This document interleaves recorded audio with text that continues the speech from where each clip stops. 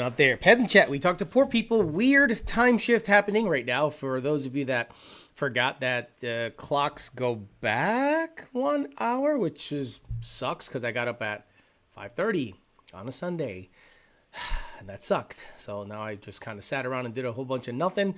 Walked the dog, ate. So I feel good. So today we're going to talk about just because it's made in the United States does not necessarily mean it's better. So the other day, somebody posted a picture of what looks to be, there we go, an anti-roll bar of some sort, some kind of anti-roll bar from BMR. And we're going to take a look at that photo and probably really scrutinize the photo really well to understand what you're looking at. And a lot of places have picked up on that post and have gone everywhere with it because they're looking at something that maybe isn't obvious to the layman, but this picture kind of encompasses everything I've been saying for the last, 10 years. A lot of you that know the lore of how I got to be super salty with that company, we'll talk about that and then show you the picture and then talk about the general thought process of things being made in China equals bad. You're starting to see a lot of products come out of China, and there was a huge discussion about it yesterday on Patreon. We all went in and we all started looking at parts from Alibaba and others, and just to see what we're dealing with and if the parts are any good. Now, I don't judge you if you want to do a complete China build, but we will talk about that specifically, how the tides are turning in terms of quality. And if the general customer doesn't give a shit where the parts come from, as long as they work, you really can't blame them, because you and I both know half of our tools in our garage are Harbor Freight stuff. Like we have jack stands, jacks, tables, wrenches, sockets that perform as good, if not better, than big money name brand stuff. And even some impact wrenches and some tests online, Electric Impact, are showing us that the Snap-on stuff isn't that much better than some of the Harbor Freight stuff. So that is going to be interesting going forward, especially with the advent of AI and all that stuff.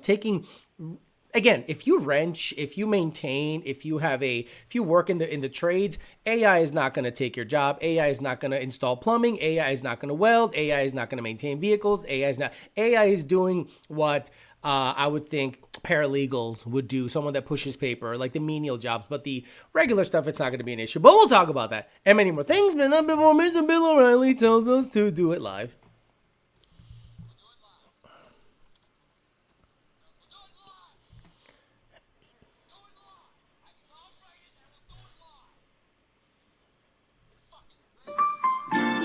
Oh, you know what? This thing does not, Alex, the time changes and everything goes to shit. PMAS, Nick James at PMAS, the best cold forensics on the planet, the best math sensors, the best math company, the only one that actually spits out data, and they're making Fox Body stuff. So that tells you a lot about the Fox Body market, that PMAS and Nick James are the go-to people for math stuff. Doma Got Cookies, domagotcookies.com. Doma Got Cookies is a video game. They have cookies and they have edible cookie dough. Check them out. They're based out of Florida, made in the USA. Their cookies have weird sex names, and you should buy them to support the show. D&F Formats, dnfformats.com. You're going to buy all of your parts there. You're going to buy your injectors, your motors, your fuel systems, your power adders, whether it's Magnuson, Edelbrock, whoever, turbo stuff. Check them out, dnfformats.com, hashtag YDB to check out. You'll get a bit of a discount. You won't have to ask for it. Just put the hashtag on the checkout. Should be able to take care of you. Parttrump.com. He paid his bill, so I am here promoting him again. Cranker pallets, used Mustang parts, anything you need, anything and everything you need for your Mustang, Camaro, F-150, GTD50 or GT500 project. Check them out, Parttrump.com. They deliver. They got a wish kit. Cheap. Just needs an intercooler and some piping for like $2,100. Check him out. 2 Auto Solution, Rami Zaidan, 2 Auto Solution. He is getting in on the new stuff. I love to see it. F-150s were rolling out of there. S650s, which again, not that big, but in Puerto Rico, it's popping. 2 Auto Solution in Caguas, Puerto Rico, and Belak Industries. Caleb named it's his son, Caleb backwards. It's the name of the company. So check him out. Belak over in Miami, Damian Borrato. And as always, richprince.com/YDBT, which I want to give a huge shout out today, and I'll explain why in a second. Richmond.com/YDBT. If you want to support the show and you want to get a hat or something, hey, man, do it. If not, fuck you. YDBT Amory, trucker style and fitted. Dolo, YDBT flat brim and Amory flat brim, Shiesties, Section 8 shirts and hoodies, Hush Money shirts and hoodies, ZR150 shirts and hoodies, or ZR50 shirts and hoodies. People are mad. This post on Instagram about this swap has people mad all over again. Booty Juice shirts and hoodies, Elota Juice shirts and hoodies, Gen 1, Gen 2, Gen 3, GT350, 85 to 86, 87 to 93, 1320 Dios, F1320, YDBT and Amory vertical, YDBT horizontal, shirts, hoodies, and long sleeve Amory, and of course, stickers. And speaking of stickers, shout out to my God, Craig Walls, Mr. Billet Noonan himself. They got the logo on the ride. Yeah, love to see it. Shout out to Craig Walls. Good luck to you at World Cup Finals over in Maryland. You're going to represent. I am blown away by that. I am so honestly honored that a racer that is legit watches the show. Look at the rides, though. He got some Shelby weird thing, the Shelby GT500, and he's got the S351 in the background in the cut, just laying back. Good for you. But supporting Amory, we got him sweaters, we got him stickers, we got him a little bit of everything. So I really appreciate the fact that he is willing to stick the sticker on the car while racing. I think that's flattering. This guy's a legitimate guy. He's going to be racing, I think, the Warriors class or something like that, or the 295 versus whatever. I forget. So we'll have to look out for him. I will try to make sure to be present. I'll put Flow Racing on the big TV and watch your qualifying runs and all of your passes, because we're supporting you and you're supporting us. Gotta love that stuff. So let's talk about specifically this post. So this post the other day on Patreon, actually, let me find it. Somebody posted actually no, it was here. It was this guy, content for Sunday. I don't know. This guy named Modified by Nick. So he posted or sent me this picture. So this picture is obviously of like maybe a BMR. I don't want to say, it looks like an anti-roll bar. Right? It looks like an anti-roll bar. I'm not 100%. But when you really take a close look at this photo, what stands out is that they slapped their logo dead smack in the middle. And the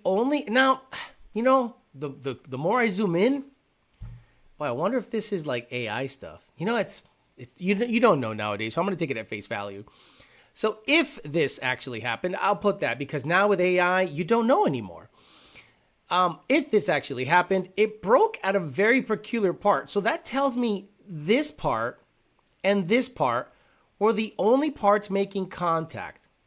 Like this part and this part. But man, the more I look at it, the more it's suspicious. But let's just take it at face value. Let's say you built something, regardless whether it's BMR or not, and you stamped your logo dead center, and the only contact points are these two little contact points. That's the structural integrity of that part. And it says here, when vanity and unconsidered stress risers collide. Okay, I've had many issues with BMR products. I had an S197, and I'll tell you the lore as to why I am not surprised if this actually happened. Again, I have to do a lot of asterisks because of the advent of AI, and that's the problem with AI. You don't know what's real anymore. But if that happened, I don't doubt it, and I'll tell you the lore of my BMR experience. So as a new S197 owner, I did everything wrong. I did everything exactly. It could be fake. You know what I mean? So that's why I'm wondering. That's why I'm wondering if. So I'm gonna just take it at face value. I'm gonna tell you my experience with BMR. So BMR used to be, they got into the S197 game, and I quickly bought their springs because everyone online said the springs were good. So I bought their springs, I put them in the car, and they started to make noise. So I thought typical S197 stuff, that the spring perch, the little mount, needed to be upgraded to GT500 one. So I did put that in. They still slapped, and I'm like, what is going on? Every time I go over an uneven bump or I go into my driveway and it makes this thing, so then I look and I see the top two springs are like slamming against each other and there's paint worn off. And I'm like, maybe that's it, right? Go online and people are like, yes, you need to put some kind of protective like I don't know, like an isolator or some kind of like sleeve on the spring where it's touching, where it's a problem. Went ahead and did that, still had issues. And I got to the point where I'm like, I'm going to try another spring. Screw it, right? Let me just try another spring. So I ended up either getting an Eibach Pro Kit or some Ford Performance stuff. I forget, no noise. So I'm like, all right, I don't like this product. But the problem is online, everyone was saying the product was great. And you had one specific person that worked for them, a salesperson that, obviously went online and defended the product as he should, sure. But my personal experience got to the point where I'm like, I don't recommend this product. Now, at the time, I was a nobody and I didn't really have a voice. But this is what turned me to the dark side. The reaction to my honest product review. I had a very honest product review. The backlash that I got by simply saying mine made noise, I found no resolution. I didn't really get help from the staff because I did email the staff at BMR to, hey, what can we do about this slapping? And I kind of got the, you're SOL. And I was like, well, that sucks. And again, I was a guy that was making barely $50,000 a year, so I can barely afford anything. So again, I'm looking at this as a consumer because I was one of you guys where I'm like, I don't like this. I don't like the treatment. I ended up buying a complete new part and it fixed the issue. So I got rid of it. And then every time somebody asked about that product, I would chime in with my experience, which I think is normal, right? It's not the best. I had this issue. Mine slapped around. But then I got backlash. You don't know what the fuck you're talking about. Who the fuck are you? You're a nobody. Now that turned you to the dark side. Now, this is what they probably didn't expect. They didn't expect for me to stick with it. They didn't expect for me to know stuff. They didn't expect for me to, become a voice of reason when it comes to this stuff. And then on all of the forums, on Anything Coyote forums and all these other places, I became known as a guy that made some fun, had jokes, was funny, but knew some stuff based on experience. And then I grew based on that. Fast forward, I end up getting a job offer to work at Lund Racing. So while I'm there, I'm still saying that these products aren't good. Then I started seeing a lot of people have issues with their control arms. The bushing on the control arm would literally break. And a lot of people equated it, or they said the reason it's happening is because their bushing is made out of a certain material and it's too thin. So the amount of stress you put on that specific part ends up cracking the bushing. It was red stuff. Red stuff was cracking. Red stuff was not performing well. Red stuff was having issues. And then I ended up upgrading my stuff from a Lakewood lower control arm to a UPR lower control arm and an upper, and I had no issue, and it was great. So again, I never stopped being vocal about my product reviews based on experience. But now I had a job at Lund Racing. So all of a sudden, that salesperson reached out to my boss and said, hey, can you control your mans? So I thought to myself, one has nothing to do with the other. One has nothing to do with the other. Again, if I work at a recreational league, let's say a softball league, and you're pitching, and you just happen to represent a company that deals with the company I work in, and I hit a 500-foot bomb off of you, and I say, yeah, fuck you, pussy, take that, round the bases, shove my nuts in his face, take that. You think that person should say, you know what, I gave up a home run to this guy, I'm gonna go hit up his boss about shit, right? So I didn't say it from the Lund Racing account. I used it from my personal account. And I said, hey, I don't like your product because this happened, that happened. And when I owned the product, this happened, that happened, and your customer service sucked. So that started becoming a thing where now I see red, literally, when it comes to that product and that person, because I know what kind of person they are. I know how they live their life. I know how pussy it is to go after somebody's job because you disagree on something that I have personal experience with that they did not agree with. And they tried to get me fired, basically, or at least tried to make my boss say, you better shut up online because if you don't, I'm gonna, So that was the whole thought process. Let me hit up his boss so that he can shut up. And that did the opposite. I literally lost my job because they had a shakeup in the company and said, we're moving back to PA. Are you coming with? And I said, no, because of that situation. Because of that situation, I said, I don't trust that y'all got my back on this situation. So I'm going to bounce and I'm going to maintain some autonomy over this so that I can stand on business 10 toes down and I'm good. And I'm not going to let anyone have power over me ever again. So now this pops up and I just go, told you so. I told you so. You know, I'm done. Oh, yeah, like that going down my throat, Daddy? I'm done trying to convince you certain parts are shit. I'm going to let you find out on your own. I tried very hard to warn people not to buy certain things, but they buy it anyway. And then they go, oh my God, I can't believe I bought something that Alex said sucked, and it ended up sucking. And then they're in my inbox saying, oh, you know, you were right all along. I know, yeah, no shit. But again, I don't know if that picture specifically is real, but I'm going to tell you that my personal experience with that company specifically was so bad, I never recommended the product. And they really haven't like gone anywhere since. They really haven't taken off. You don't see their stuff on many things. You see more Steeda stuff. You see more UPR stuff. You see Maximum Motorsports. And they try to do all this shit. But at the end of the day, I don't support that company at all. That person who was talking shit moved on, did other stuff, and now he's doing even stupider stuff. And you dumb sons of bitches are still buying it. And I'm telling you, that stuff sucks. But if you still buy it and you have issues with it, guess what I'm going to do? I'm not going to show you how to fix it. I'm not going to suggest settings. I'm going to say, vaya con Dios. I told you not to buy it. What the fuck is wrong with you? So that's that. That's what I have to say about. And again, a lot of people are like, well, this looks like China made crap. Well, full stop. That's where we talk about the China problem. The China problem is that the quality doesn't suck anymore. My issue is not made in China. My issue is copying a product made in the US, maintaining its name, or at least making it very difficult to discern, very difficult to tell whether this product is a genuine product or not, namely these. So now you're starting to see fake Bellacs make their way into the market. Okay, $692 from AliExpress, right? So you know, all you're doing, the only way you know these are not Bellacs is obviously it's very basic machining around here, but it doesn't say Bellac on the actual wheel. So imagine somebody just, I don't know, cuts in Bellac here and puts a Bellac center cap. What's to say somebody doesn't buy these, puts it on their car for a year, and then sells them for Bellac prices, discounted? They'll say, I'm not going to say anything.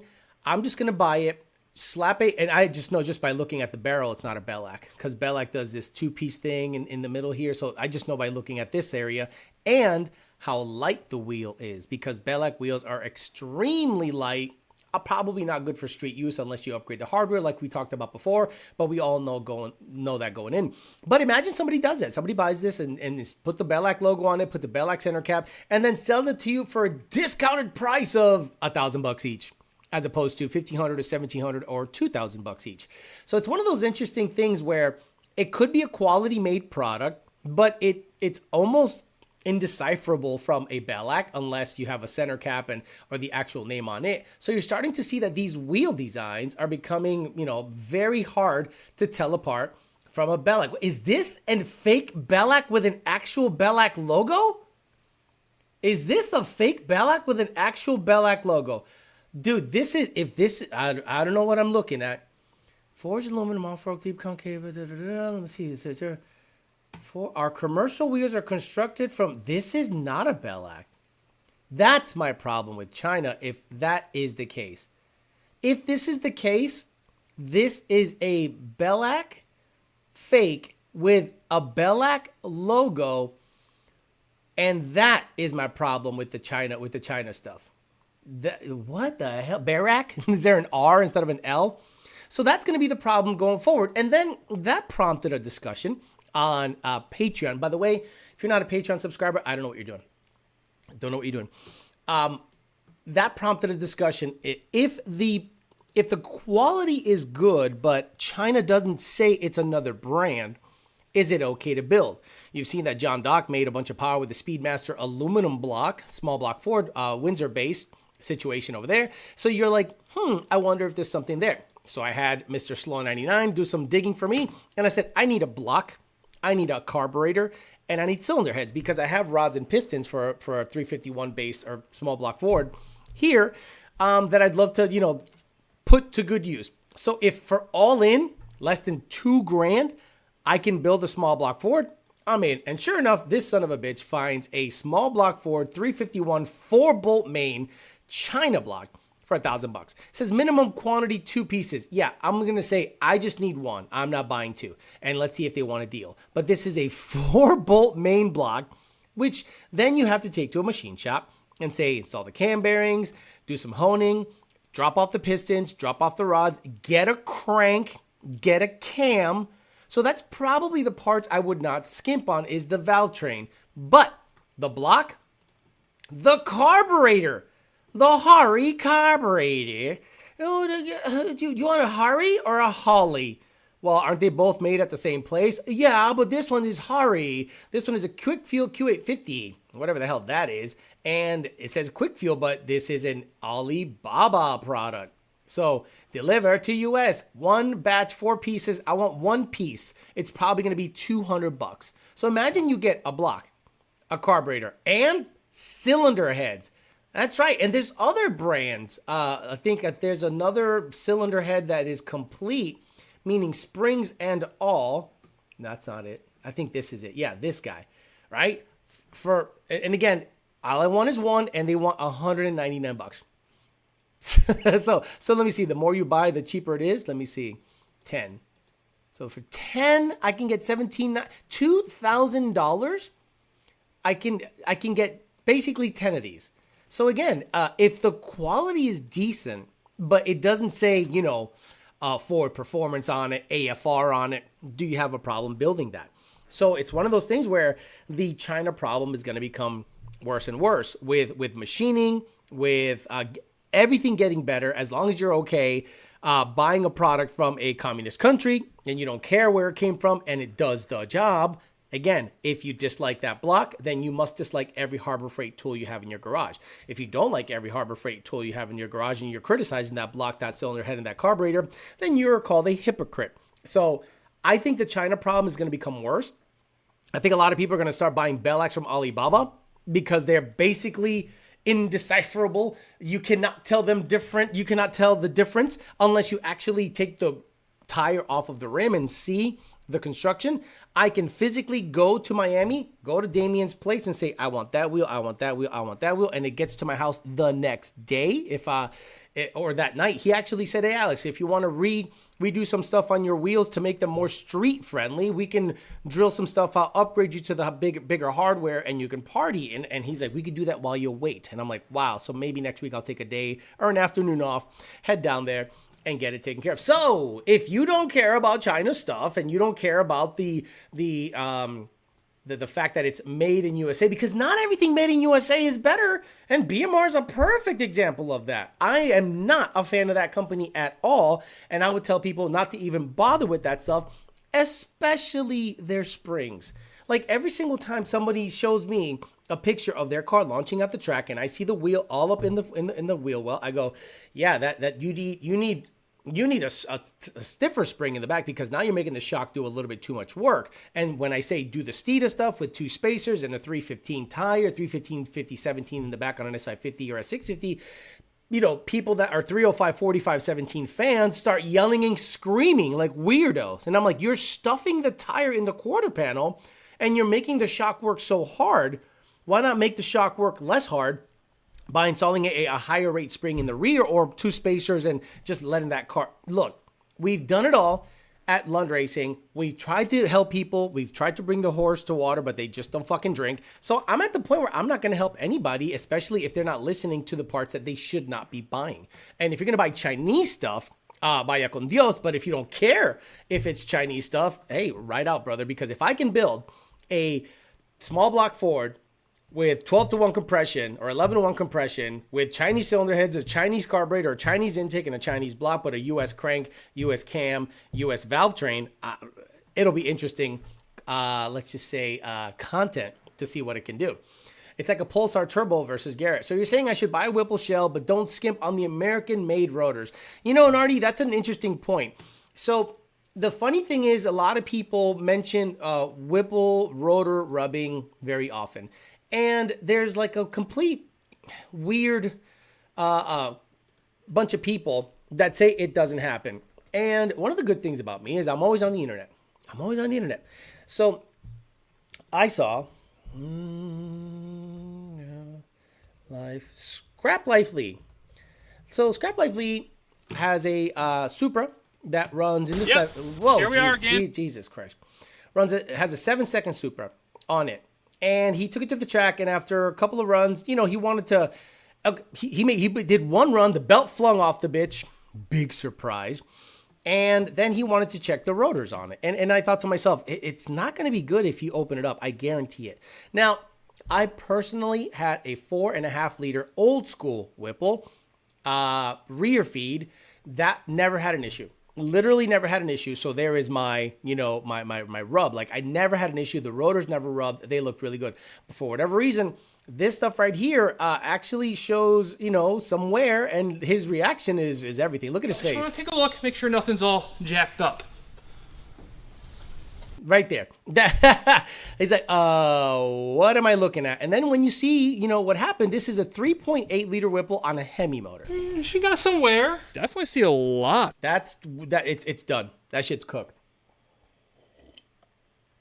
Shit's cooked. The blower was not on there long.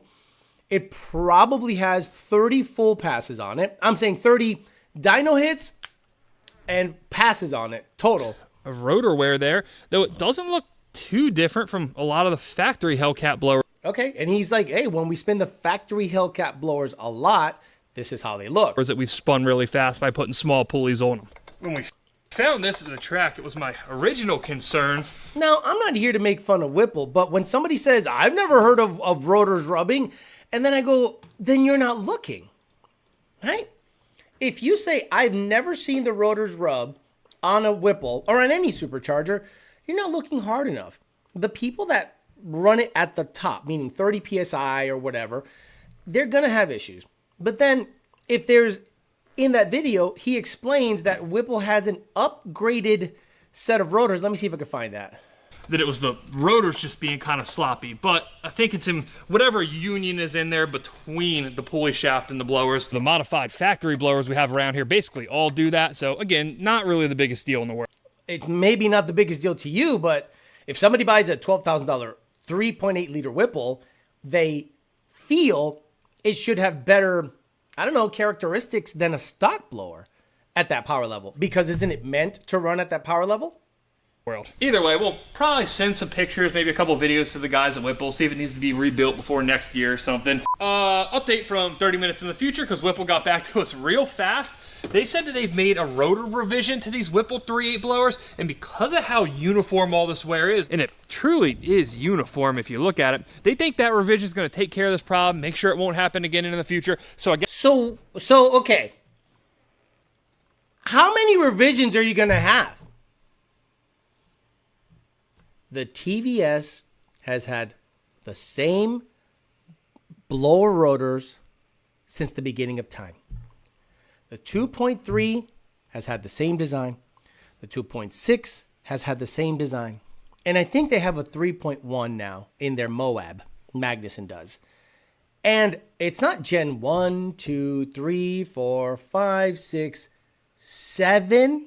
Are we literally saying you have to keep upgrading rotors every couple of years? So imagine you have a Gen 2. So does that suck? Does the 3 suck? Like, what? I am blown away that they're like, oh yeah, we got a revision that takes care of that. So again, when I tell you guys that people don't test shit, this is proof. OEMs don't test shit. Maybe they test it up to a certain power level, but then you do it again and again and again. Then you purposely overheat that blower. You try to blow it up. You look for the wear items because someone's going to have IAT issues. Someone's going to have this and that. They don't. And then all of a sudden, when there's enough failures, because I've told you guys the 3.8 is not the one I would go with. The 3.0 is decent, but even at a certain RPM, they start to eat themselves. The 2650 doesn't eat itself. And if you're going to want to make over 1100 horsepower, just get twin turbos. Just get twin turbos and call it a day. This is the way I would do it. 2.3 under 800, 2.6 up to 1100, turbo after that, and bypass all the Whipple stuff.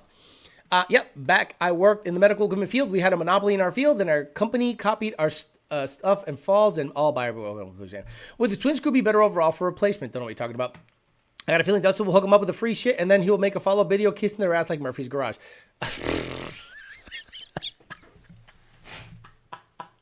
That's how it goes, though. I mean, that's how it goes. They buy your influence.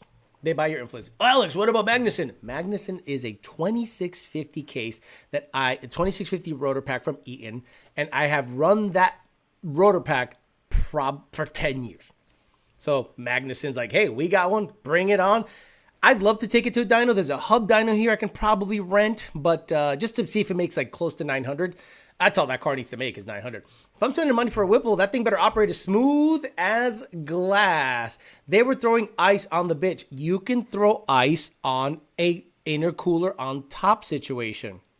No lift shift, Connor. If the intercooler is on top, you can throw ice on it. If the intercooler is on the bottom, you should not throw ice on it. They'll need another 10 revisions before they get it right. I mean, look, I'm kind of like blown away that it's like, oh, yeah. We found out that a new rotor revision will take care of it. Who is designing your rotors? How are you testing your rotors? Why do they constantly have to change? To me, it's iPhone shit. And you guys buy into that stuff. You buy into the iPhone bullshit. You guys don't have an iPhone 10 in your pocket. You have the latest and greatest. And what's it have? A calculator. Just buy a Samsung. It has everything that the iPhone will have in 5 years. Whipple is setting up 3 new machines to make rotors right now, but they can't machine basic brackets or pulley correctly. According to Chuck Wazurinsky, I didn't know about that. The wish blower showing promise. Exactly. The TVS would get a slight revision every few years, and it would just be the inlet area. Whipple is like iPhone. Exactly. Every year, a new rotor comes out. That's what gives me pause on buying a Whipple for my 350, says Mercury Motorsports. They seem to be the precision turbo of blowers, going cheap and surviving off of their legacy. You know what? I don't know much about precision, but if that's the thought process, the going cheap and surviving off of their legacy, that makes sense. See, a lot of you guys see a Billy Badass Racer run a certain part, and you think, well, that part must be great because that guy's racing it. And that's how sponsorships work. Let's be honest. If I want my parts to gain some validity or some, I don't know, what's the word that I'm trying to use here? I don't know. Like if a badass racer runs your part, it gives your part kind of like a, hey, what? Like a verification that it's running good. I'm sure you guys, my English is failing me today. I think you guys need to understand that a lot of these people run these turbos because they're free. And then they just, run that. So they'll say precision equipped. So you're like, oh, precision must be good. And then if you're a dealer of precision, you run precision because you want the best price. But let's say you were a billionaire and you did not have to rely on sponsorships to go racing. Your car would look one color. You stuff an Amory logo in it. No, seriously. Your car would be one color. It wouldn't have a bunch of dumb stickers all over it. Like, do you think Motion Raceworks has anything to do with the Shadow? Like, besides maybe a catch can. Do you think anything Motion makes the Shadow quicker? What's his name? I forget his name too. I am like leaving drag racing because, and again, not that I was in it hardcore anyway, but being a fan of it is not a thing anymore. I just really, the care level has gone to zero, but they do the right thing by saying that car is already quick, that car's fast, and that's how sponsorships work. You think Castrol GTX is actually in the Top Fuel Funny car that John Force used to run in the 90s and the early 2000s? Stop it. Whipple is only Whipple due to offshore boat racing community. Yes, absolutely. VMP is now making a 3.0 that looks very similar to the Whipple. I wonder if VMP is using the same rotors. It's literally a Whipple performance, White. Wow. Please. I don't know where you've been. It's literally a Whipple with a private label VMP lid on it. Watch the live you were talking about earlier, and that's why I bring it up. They want the clout, sales, traction, credibility. Yes, again, I was at World Cup 2 years ago or 3 years ago, and Senior's car was in the finals, and a Precision Turbo representative had a jacket on, said Precision Turbo, black jacket, skinny guy, good hair. He went like this, looked at Senior's turbos, and went, not our turbos. Nope, them shits ain't ours. They're Boost Labs, which use, I think, a Garrett core or something like that. So he's like, nope, not ours. Meaning, pfft.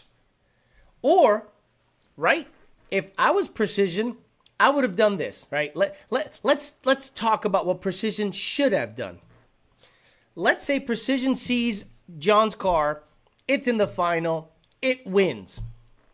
They should have gone to John's pit, and they would have sat there and would have been like, how you doing, sir? My name is Steve from Precision Turbo, blah, blah, blah, blah. Your car is amazing. It flies. Congratulations. What can we do to get our turbos on that car? Right? If you want to gain validity, or you want to have some kind of like footing in the Coyote higher end racing world, I know Brett LaSala runs Precision. That's fine. But now you're seeing a 6R80 equipped car run a badass number and win its class. And then you're like, you look at the turbos and you go, or you could have gone, let me go to the pits. Let me send an email. Let me hit up John and see, hey, what do we need to do? How many we need to send? What kind of wheel do you want? What kind of AR? What do you run? Let us know. And are you willing to make a change? And you never know at that point. I posted the link in the Patreon, the BMR anti-roll bar. You can see the weak points in the photos. Yeah, Alfredo, I saw it. I zoomed in. My problem is this. I don't know much about doctored photos anymore. So that's why I said, if that picture is real of the BMR, looks like to be an anti-roll bar, brakes, and the only two contact points are the outer edges, and the BMR stamp dead center in a structural part was the cause of that braking, bad on them. If you want the best turbos, you get Garrett or Holset. That's it. I'm rocking new generation old iPhone, shattered back glass. The police makes the shadow quick. The police makes the shadow quicker. I've seen them run out of Foot Lockers in the wild. Nice. Apex is the top of the game now. Garrett's are good. They don't make the power. Again, I don't know anything about that, but I understand what you're saying. I'm thinking of buying a 2020 GT and installing a centrifugal supercharger, make 650 to the wheel, and only drive it as a weekend cruiser. Would that be a good idea? Components, and I should pre-buy. Look, if it's a manual, a stock Mustang with catalytic converters, 11 PSI can make 650 horsepower on pumped gas. So as long as you stay within those guidelines, you don't need a lot of supporting hardware. Now, do you want the car to rev freer and have less issues? You can install a set of 1 7/8 ultimate header long tube headers, free flowing exhaust, or a high flow cap. Apex or a Harch Turbo. Yeah, I've never heard of Harch Turbo until some pro mod guy won. And it was Precision, Garrett, and then Borg Warner, right? All of a sudden, Hearts. And I'm like, okay. Performance White, that was a joke, right? He was probably looking under the car in the downpipe for oil leaks, and when he didn't see any, he knew that's when there wasn't their turbo. Now, that's funny. But this is Whipple API. I'll buy anyone's influence. I understand our rotors are the best.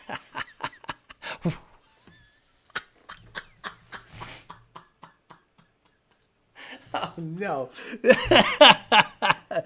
So I just think that a lot of the China stuff specifically kind of like gets me going. Again, all the products made in China aren't bad quality. The problem is when they copy an American product and take that product away from that USA manufacturer, it's a problem. Now, why don't China copy BMR?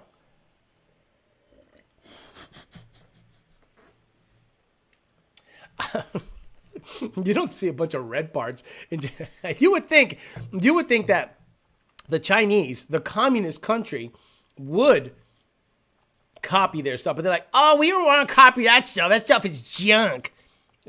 Why copy junk? SK says, what tire should I use? Thanks. How you doing, brother? I haven't seen him in forever. He still has my profile photo up there. This show is great. I'm applying Alex Logic everywhere, meaning when someone makes any type of claim, I say, show me the receipts. Look, the problem is this show, I guess, is too truth-telling, and I don't play the go-along, get-along game. Meaning, I could sit here and say, Precisions are badass, man, just get your system. And again, I don't know that they're not badass, but I'm not willing to play the game. Whoever supports me, I support them. Yes, tit for tat, quid pro quo, whatever you want to call it. But when someone does bad, I don't support them. And if someone does bad by a company or does bad by a person or a customer that I'm close to, I don't support them. Now you're starting to see that, and people saying, oh, Alex used to represent ESS Superchargers. I'll name their name. And I said, yeah, when they had Brevin on board. Brevin was the glue holding all of that together. Brevin was, I don't know what he's doing now. I think he's working in Texas and installing superchargers and probably has a shop. That guy was legit. So then I said, I'm going to run this stuff because I like him, right? The moment he stepped out of the picture, you could see the change and some of the higher end customers, while some have success and some have no issue, that's fine. The one that I dealt with, the one that I was closest to, their highest profile guy who street raced all the time on the West Coast, Valley 10 speed, wasn't treated right. Showed me the screenshots and I'm like, bro, that guy was saying that shit to you? He goes, yeah, I can't make this up. Look. And I'm like, bro, you do what you need to do. I'm still going to support you regardless of what you run. And again, if you're an ESS customer right now, of course we're going to tune you. Of course we're going to go ahead and make sure that you go the fastest possible. But that doesn't mean that I have to go out of my way to support that supercharger company because of what happened with that customer. I said, you know what? The way they treated you wasn't right. I didn't like it. If you're willing to switch over to a twin turbo setup, that'd be awesome because I think you can go quicker, easier. And he did. So that if you ran a product, we'll tune it to the best of its ability. But if the company does wrong by you needing support, now look at what's happening with another customer that has a similar setup. Almost every customer that turns it up, I'm saying 1,100, almost every customer, not all, because some claim there are no issues. Well, belts just start flinging off the bitch. And I'm just like, okay, well, y'all got to figure that out. That has nothing to do with tuning. That has nothing to do with anything. You figure it out with the company why belts are being flung out the bitch.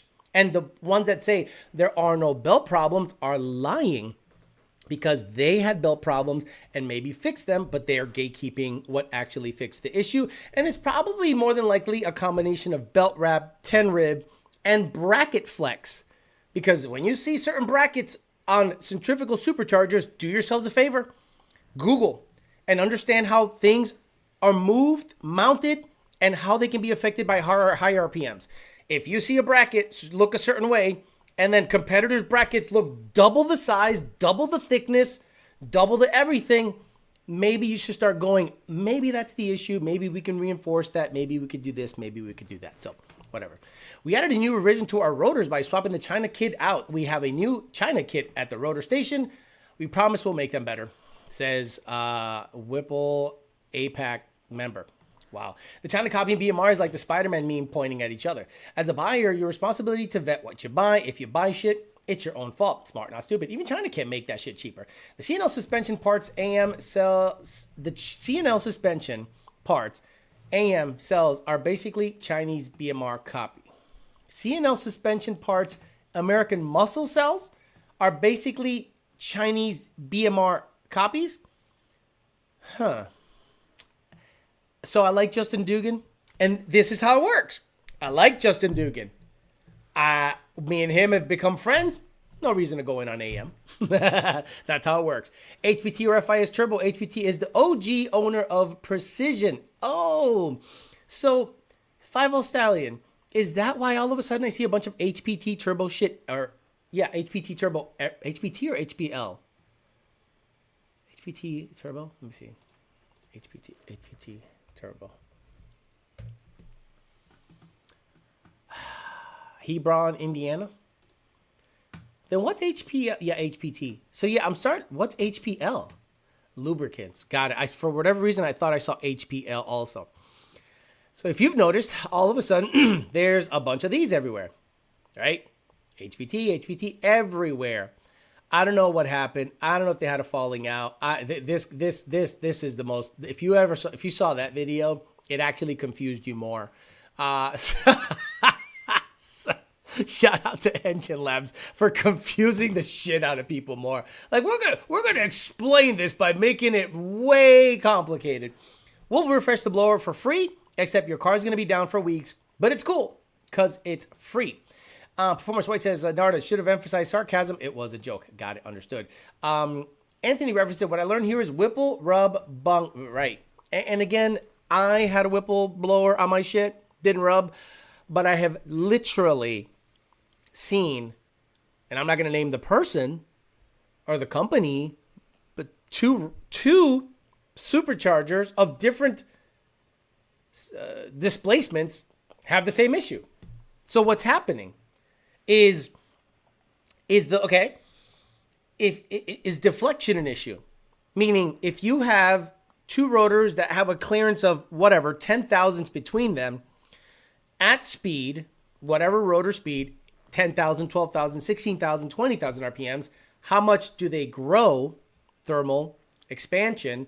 How much clearance is in there? Or is the bearing cage where the rotors sit deflecting, and that is what's causing the issue at the rotor? Or is it thermal expansion based on? So I would say, because the intercooling is pretty good on Whipple stuff, I would tend to lean towards the bearing stuff, the mounting surface or the mounting point, because there's literally two mounting points. Then you have a big ass rotor driven by a gearbox, going up against each other. So I don't think it's thermal expansion. If anything, it's probably the bearing cage or the bearing material. Now there's ways of mitigating that. The problem is, though, the tighter the bearing spec, the hotter it'll be. And I don't know if the gearboxes are oil cooled or grease cooled or greased, lubricated.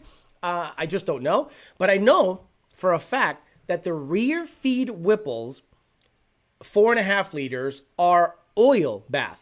So the gearboxes are oil bath. I don't know about the bearing mounting surfaces, but I literally never had an issue. Now, would that blower cook the engine bay? Absolutely. At 25, 6 up PSI, it would generate so much heat that it wasn't even worth it. That's when I went to a TVS and IATs went down by like 20.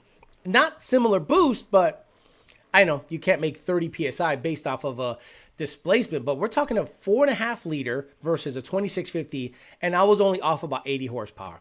I'll take it. HPT was on the LS versus Coyote Build series. HPT is turbo, HPL is their oils and fluids. Thank you so much. Sorry, had a stroke there. Alex, 2013 with the Paxton, currently have an 18 intake. Is it worth switching to a ported Boss? Not worth it at all. Keep the 2018 or port the 18. Power is literally the same. Now, if you like how the Boss intake looks, put it on. Nothing wrong with that. I just don't think there's going to be a big power difference if you go from an 18 ported 18 versus ported Boss, same power. Stock 18 versus stock Boss, same power. So it's all about how you want it to look under the engine bay. My old BMR lower control arms broke just like that picture. So let me type it in. Broken BMR. BMR Coyote control arm.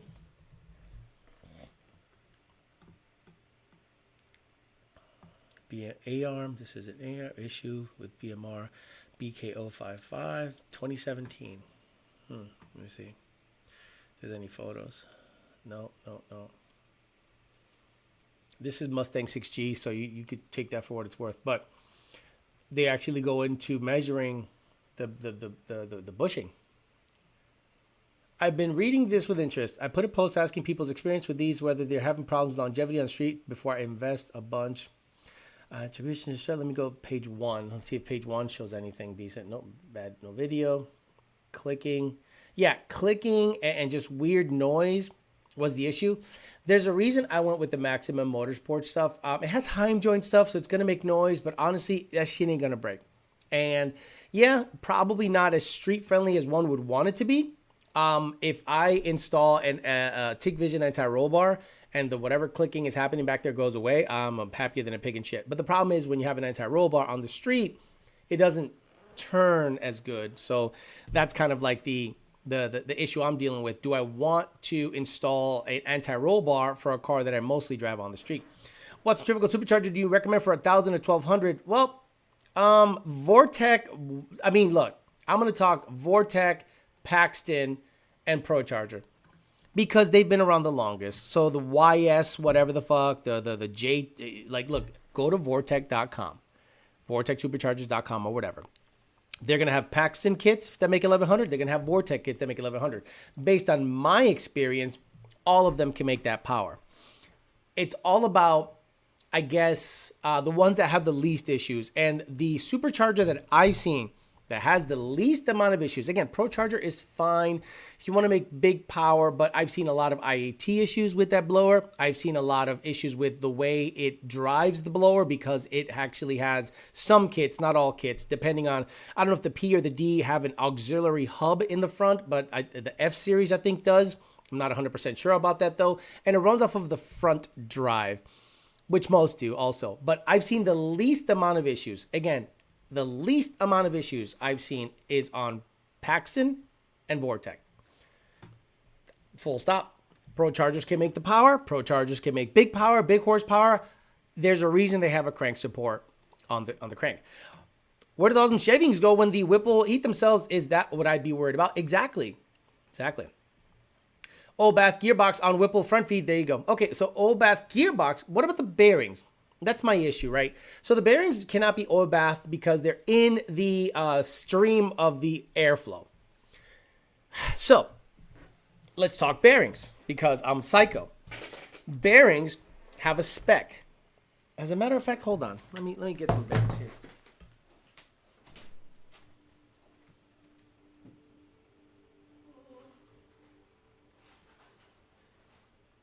Okay, good. So bearings have an internal spec that tells you the how tight they are. Okay, so this is a Timken bearing. It's a ball bearing, and I ended up buying it to measure some stuff for a throw-up bearing because a lot of you guys, oh, you need this throw-up bearing. Not really. So this bearing has, I think, what spec is it? An RS. So I'm trying to open it up. God damn it, Timken. Good job. Holy shit. You fucking... This is definitely not boxed in China. Or it is. Can I just like open this like a normal person? There it is. Jesus Christ. Okay. So let's say you mount the bearing on a shaft, right? Well, there's an end play spec. So let's say this guy is pressed on a shaft. So the amount of press that's on this, let's say you heat up the bearing and you drop it on a journal. So now there is a little strain on from between the inner cage and the outer cage, right? So there's a inner and outer cage, and inside are the ball bearings. And this is a sealed bearing. So it's pre-greased. It's not meant to be greased ever. It's lifetime grease. So I don't know the RPM spec on this bearing, but let's just say, for instance, you press this onto a journal. And the journal, believe it or not, puts tension on the inner race and pushes out against the balls. And then the balls have a internal clearance between the inner race and the outer race. Then, based on RPM, right? Based on RPM, there'll be some thermal growth and it'll take that into account. Let's say this bearing has too tight of a clearance between the outer race and the inner race when pressed into a shaft. When you are at speed and it grows, the balls, believe it or not, can wear prematurely if that spec is too tight. Or if the spec is too loose, it'll become sloppy. It'll be one of those things where you have to find that sweet spot where you have the tightest tolerance based on the highest allowable RPM, and the amount of deflection will be determined on basically the mounting point of the rotors, which is the outer race, or the bore where this sits in, the spec where this pushes in the journal of the rotor and how much it grows, and the internal spec of that bearing has to be all proper so that you have the least amount of deflection and the rotors don't rub at speed, at RPM, based on the internal spec of that bearing. A lot of people don't understand that. A lot of people think just put a bearing in it. Just put a bearing in it. No, dickface. Some of them, like the 6303s, the 6306s, the 6506s. So the difference, this is a 6 series bearing. It's a 6002. And what's the difference between a 6002 and a 5002? A 5 series has double, meaning 2 sets of ball bearings, and it's a double, it's twice as thick. So that bearing has better, I want to say, radial load because it has 2 bearings, but about the same, axial load, if you want to call it axial, and then radial. Because outside, radial, axial. If the radial load is little, the bearings will wear prematurely. And again, depending on the RPM and the spec. So there's a C1, C2, C3 spec. C3 spec, I think, is looser than C1. So the 6303 C3 spec is a looser spec than a 6303 C1 spec. But the problem is the C1 spec requires an oil bath. The C1 spec requires an oil bath. The C2 and C3 don't. And the C1 spec probably isn't shielded. So you can literally pop this shield out and see the bearings. Let me see. Do I have it here? Maybe. I'm going to try to pop one of these out. Hey, see, a lot of you guys think I don't know shit. And then I start talking about radial, axial, and bearing specs, and then you don't know what to do with yourself. You're like, I thought Alex was just some dumbass on the internet that talks shit. Well, sometimes these bearings end up with an oil bath regardless. So what do you do when this goes to an oil bath? You remove the seal, and now you have an open bearing. There is no part number difference, okay? So you get, if it's oil bath and it's a tighter spec, you literally have an open bearing like this. If it's not, and if it's meant to be lifetime grease, it's a sealed bearing. But if you can make this bearing oil bath just by removing the shield. Super easy, but people say, I don't know what the fuck I'm talking about. Alex, you're full of shit. And look, I magically put the seal right back. So this is millwright experience. Another reason that this industry, anytime they talk and have no backing in terms of mechanical experience, that's when I call them out on their bullshit, and they get mad at me because they know that I have more experience mechanically than they do. Whipple probably runs the tightest tolerance possible to try to compete with TVS. That's the thing. Let's say they run too tight of a spec. It can prematurely wear the bearing because of thermal expansion and radial load, and it gets hot, and then it loses, stability, and it rubs the rotors. Because I don't think a too loose spec would cause this, or they would have to open up the clearance between the rotors. That's what you have to do. Like, have a bigger clearance on the rotors if you're going to run a looser spec bearing. He said load. Max F for NA for daily, low boost for weekend, reliable street car shit. I like how people think I remember their last message. Dude, you were a millwright in New England. You know your shit. And this is the thing. Even fuel system companies are doing stupid shit. People literally are saying, well, my fuel system is better because I can run it on a quarter tank. Well, so can you a stock fuel system. Hell, technically, I could tell somebody, take a 2020 GT500 stock fuel system, modify it in such a way where you can put some AN lines on it, run a return line to the bucket, and you'll have a OEM style fuel system that supports 1,000 horsepower. But, they're going to say, no, my fuel system is better because you can run a quarter tank with it, or you can just put fucking fuel in the tank. Right? Some people say, and I've said this for Innovations fuel systems, if you run it too low in your race, yeah, you'll starve it because it's sloshing. So I'm going to buy a hat that's $1,000 more, or I could just run 3 more gallons of fuel.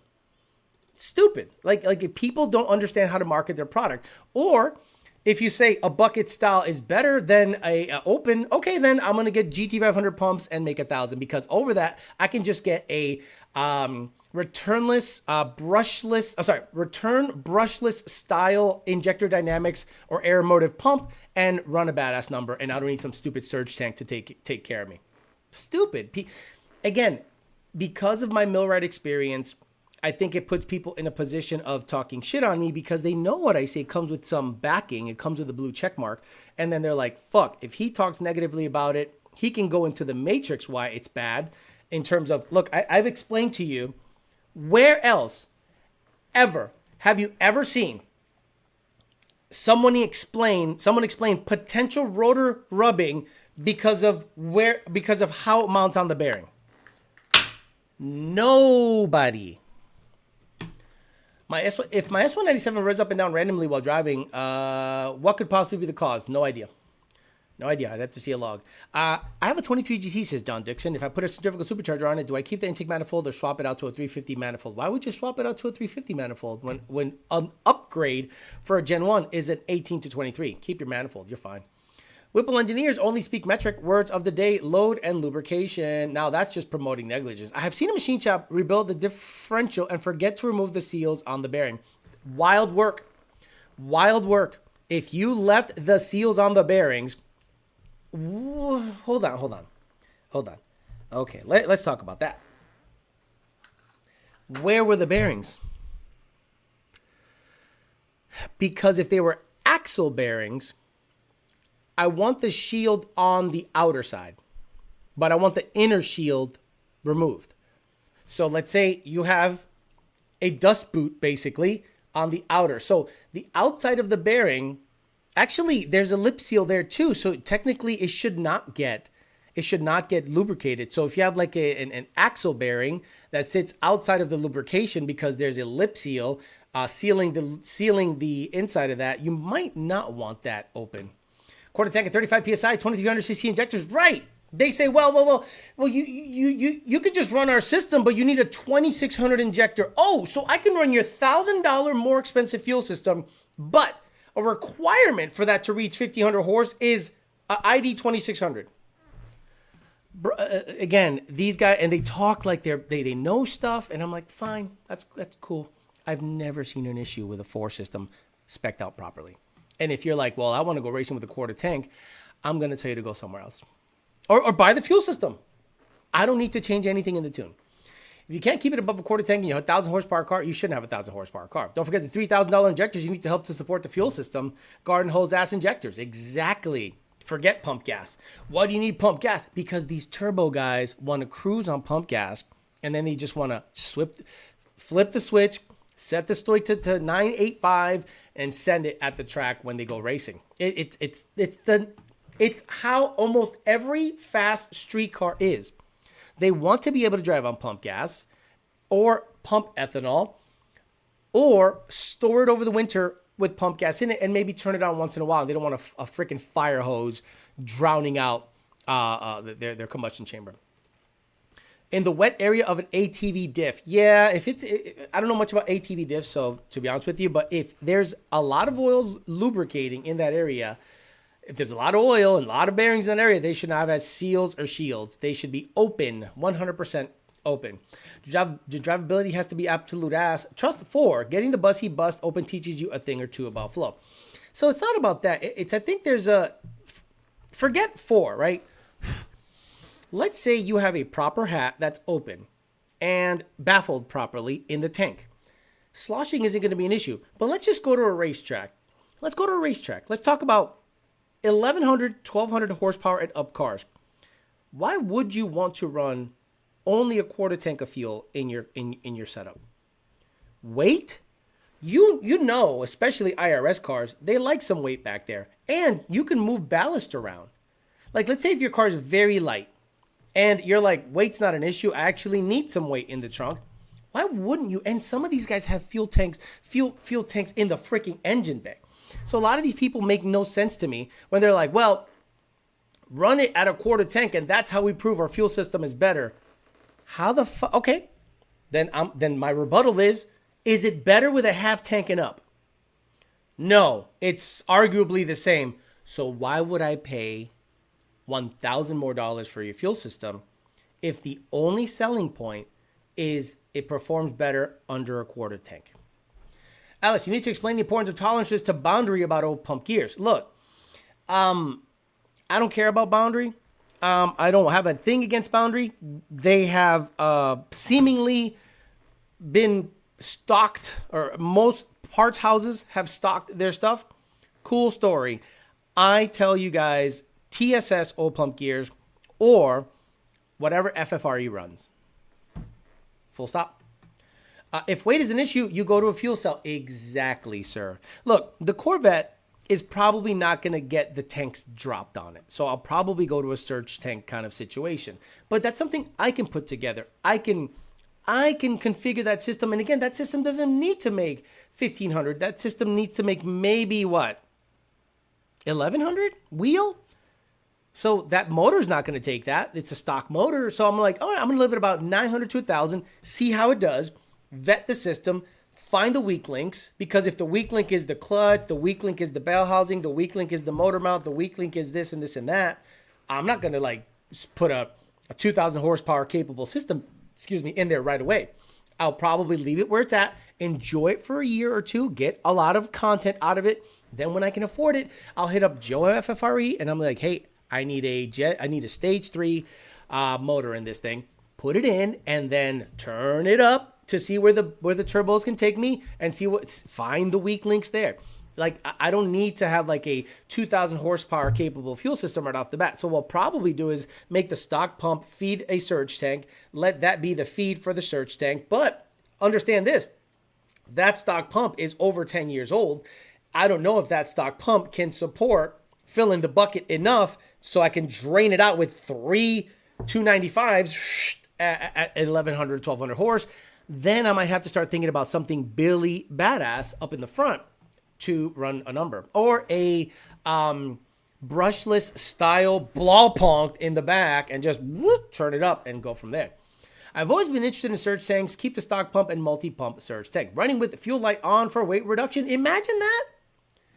Hey, my fuel system is better than that fuel system. Why? Because you can run it almost empty and not have any slosh.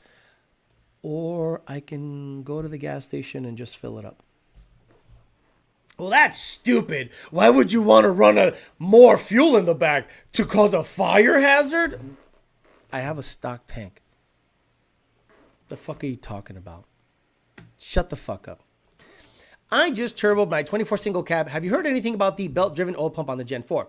So, the belt-driven oil pump has been around since 2021. I have not heard of issues. Now, others will tell you, mechanics will tell you that the 2.7 has a similar oil pump and others have a similar oil pump. I personally, and Junior, has not heard of the belt self-destructing. Now, full stop. We're in the modifying game. So we don't really have customers that just drive their stock vehicles to 100,000 miles. That's just not what we do. We usually get a customer that wants to turn it up sooner than later, or just a tune. And I don't know of many customers that we've had that have like a fleet of these and they've had 100,000 miles put on them with tunes. That doesn't make any sense. And then they've experienced like the belt have an issue.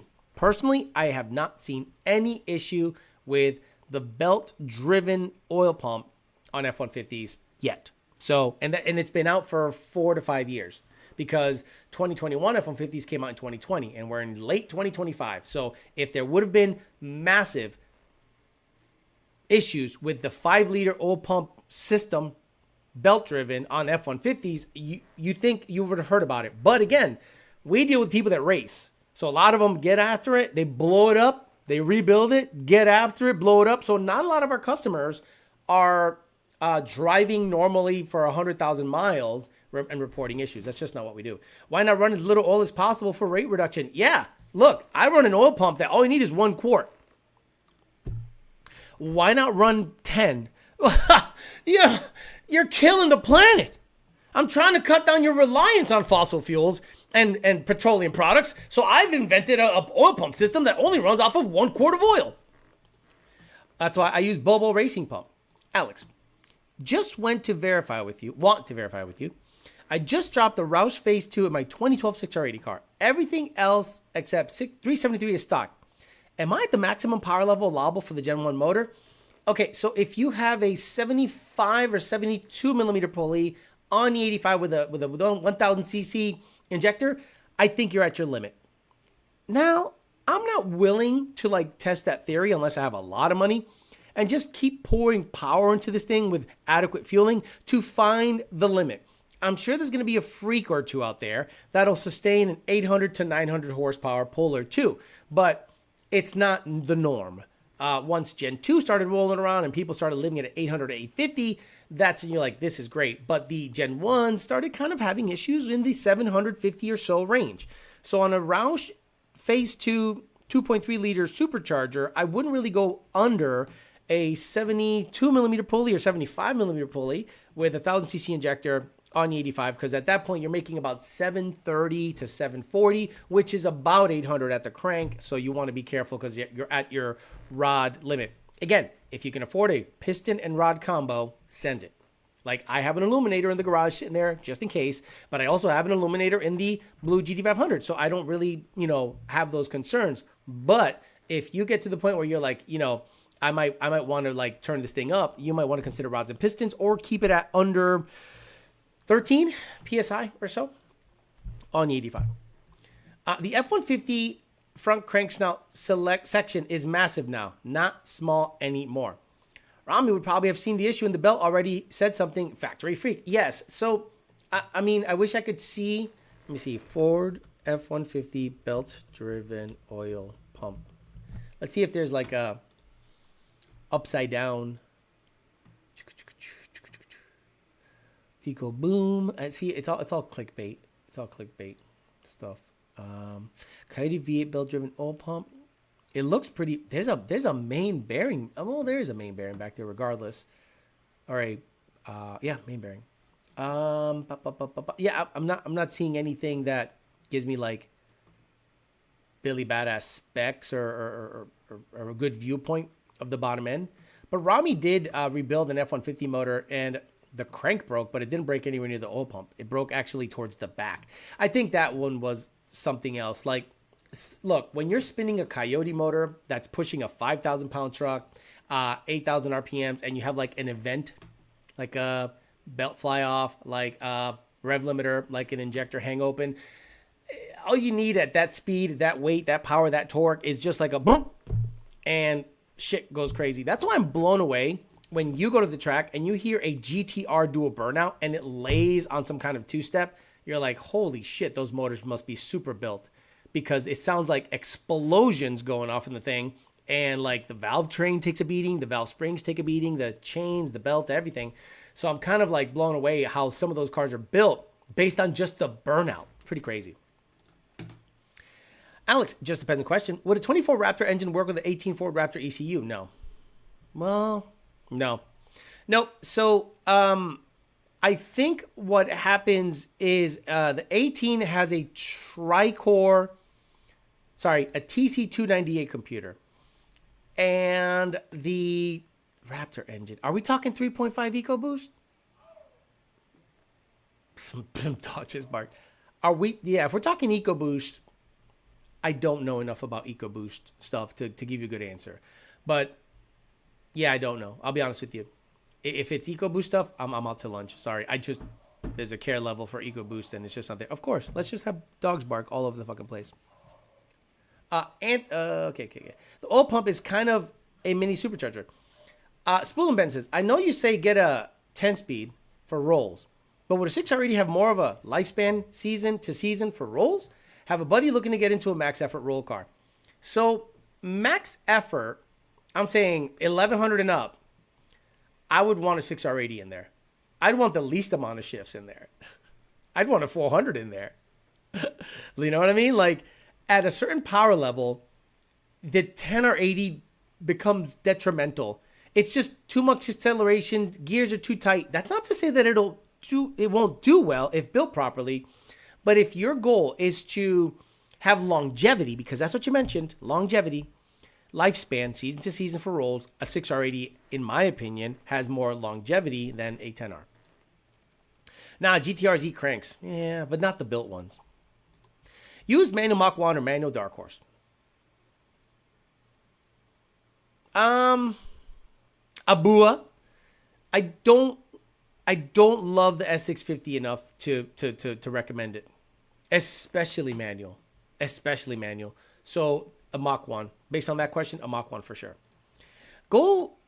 Andrew says, goes back to what you said about a while back about guys icing the supercharger after a quarter-mile pass.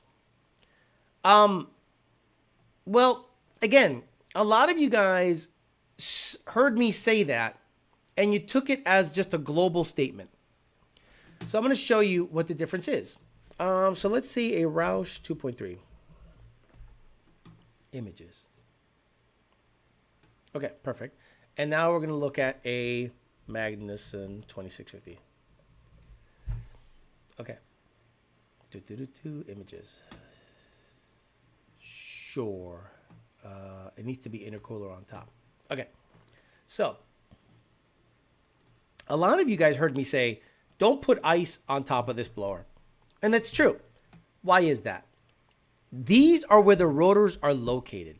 Right here. This is the rotor. This is a Gen 2 2.3 liter Roush supercharger with an Eaton rotor pack 2.3 liter TVS. Right here. That's where your rotors are located. Where is your intercooler? On the bottom. Your intercooler, where the fluid runs through, the air to water, it's at the bottom. So if you put a bag of ice on top of this, you're essentially shrinking the case.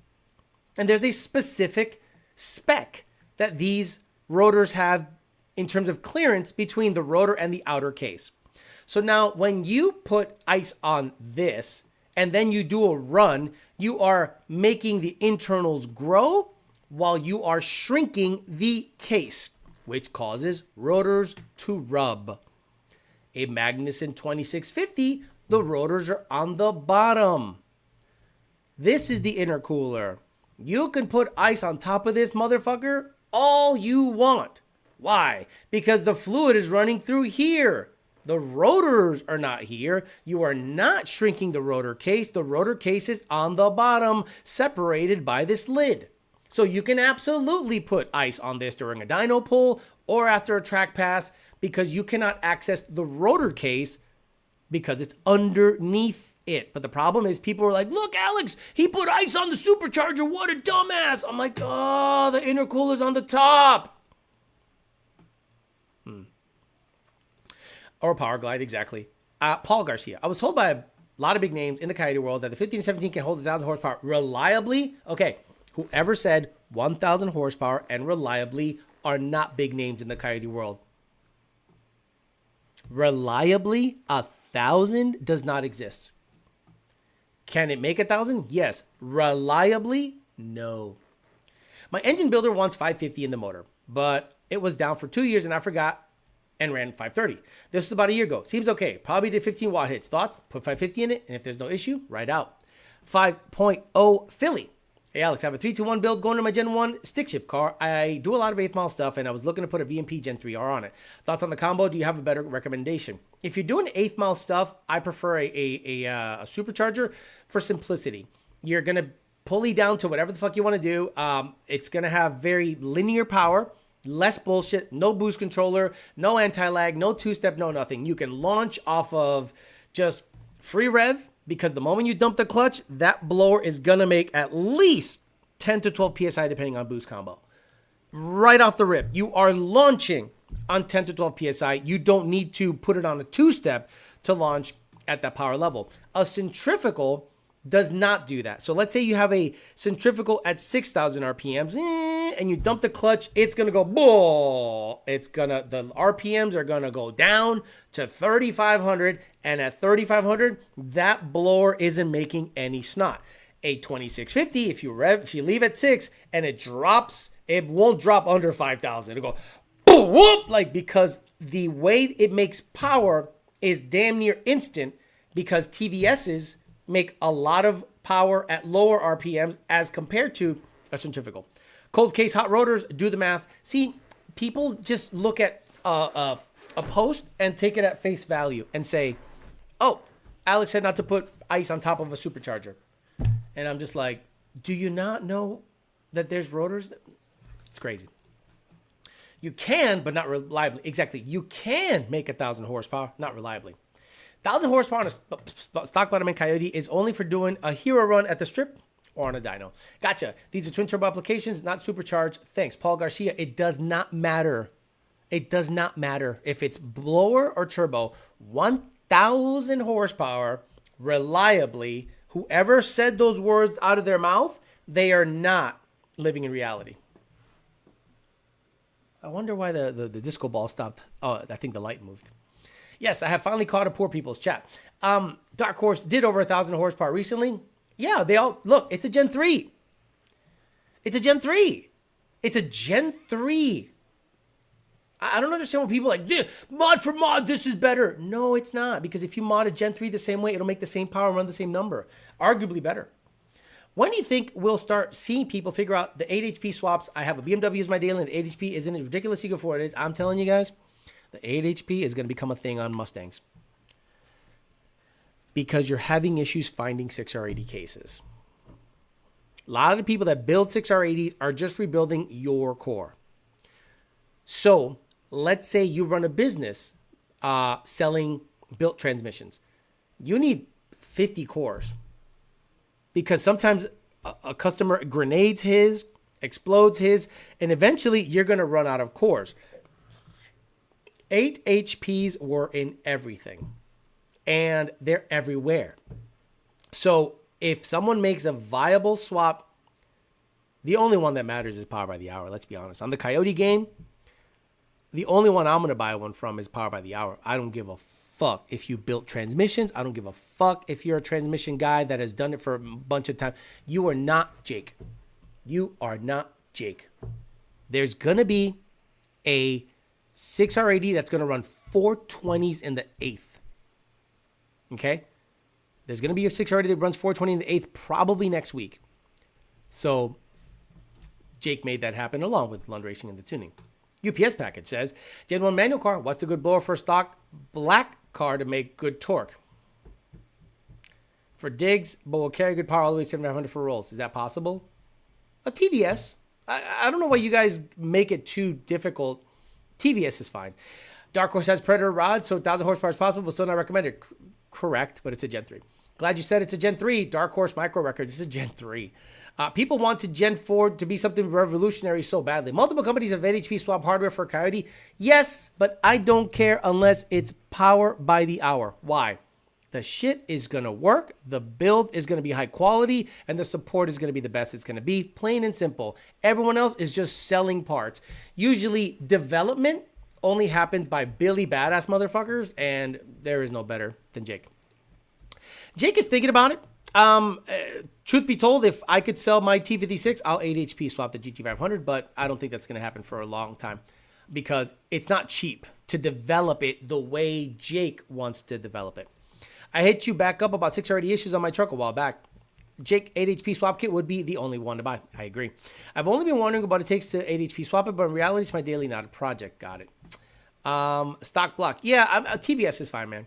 I wouldn't go crazy. The 8 HP 76 is what comes to the G8X, M3, M4, M2 rear-wheel drive stock. They hold like 7 to 850. That might be the one to pick up for the 8 HP to swap with the Coyote cars. Yes, because if you saw Scrap Life Lee put a 8 HP 90 in his K20, whatever the fuck swapped car, and it doesn't like high RPMs.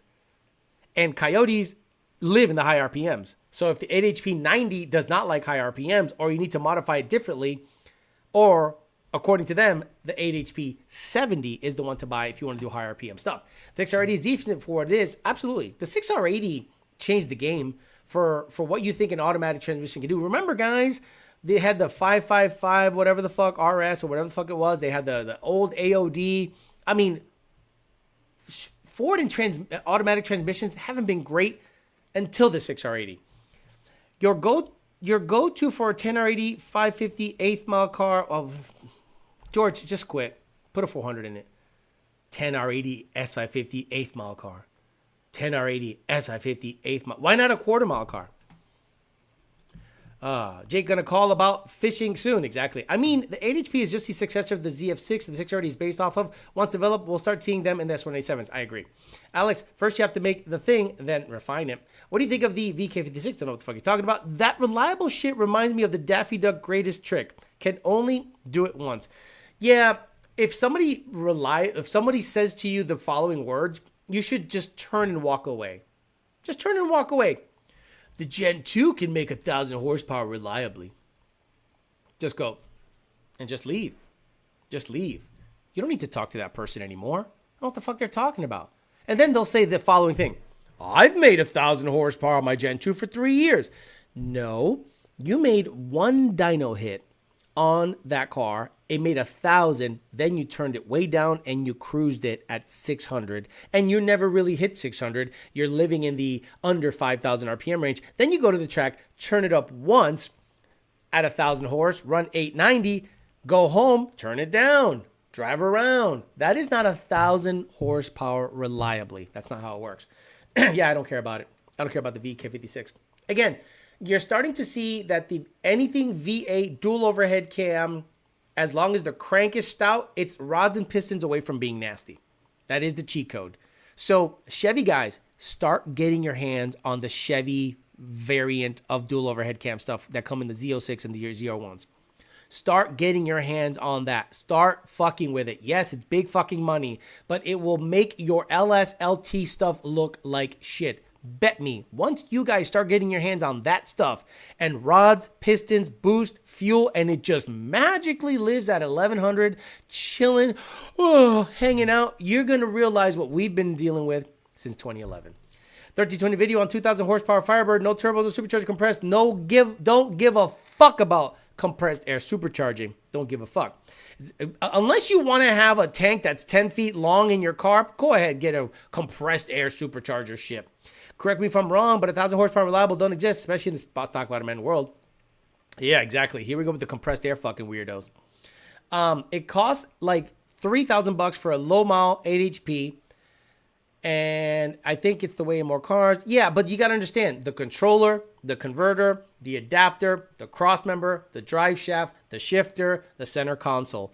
Just because the transmission is only $2,000 does not mean that $2,000 just makes it fit into a Coyote. Converter, adapter, shifter, programming, drive shaft, cross member, all that nickel and diming will end up being probably close to $10,000 when it's all said and done.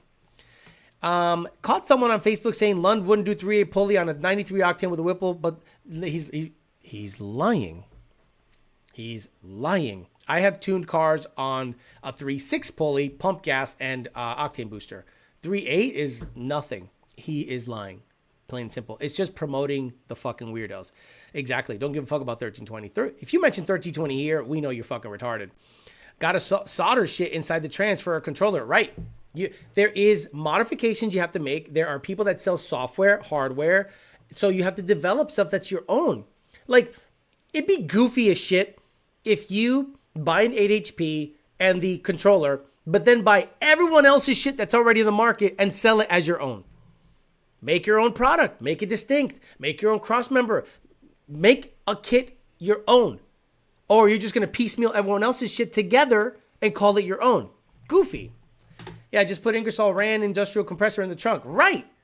These motherfuckers. 55-gallon air compressor. Yeah, here you go. Here's your compressed air supercharger starter kit. Fuck it. Yep, let's just put that in the back of the... Oh, there goes that. Let's just put that in the back of the car. Fuck it. Why not? What's wrong with that? Well, I don't get it. This is free horsepower. What's that? It's Wait, let me see. Air compressor sound. Air compressor sound. There we go. 10 hours of here. There you go. What's that? What do you mean? I don't know. What do you got going on back there? What are you talking about? It sounds like an air compressor is on. Yeah, no, I don't know what you're talking. So you want to race or what? No, dude. What the fuck is going on with your car? This is crazy. Don't worry about it. Just you want to run heads up or not? Dude, what's going on with your car? All right. I got one of those new compressed air supercharger systems. What the fuck? What? I said, what the fuck? Look, man, it's technology. It's taking over the no prep world. It's one of those things where if you really understand how the technology works, you would think turbocharging and supercharging are absolutely a waste of time. So I'm just living in the future. So, you know, are you want to race me or not? Because at the end of the day, you're just making excuses why you don't want to race me in your twin turbocharged piece of shit.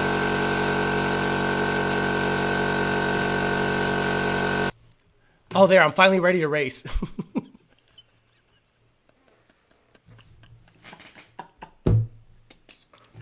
I'm ready to race.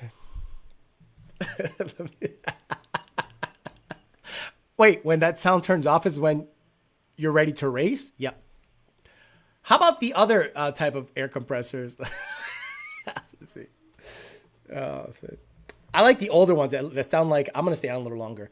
Air compressor. Compressor.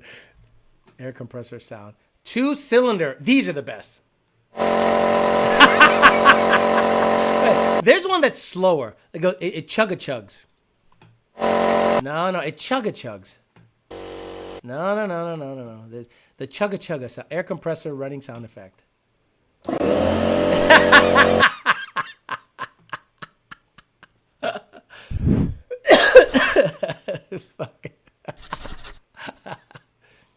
Come on. That's the one. That's the one. Hey, is your car running? No, that's my supercharger. Wow. Is that? Yeah. Well, it sounds like a two-stroke. Oh, wait, hold on. It's topping off. Hold on. Okay, I'm ready to race now. What a stupid fucking thing. Get the fuck out of my face. People, now there's going to be people that are like, actually, Alex, that's not how it is at all. You get a what? You get mother bottles and...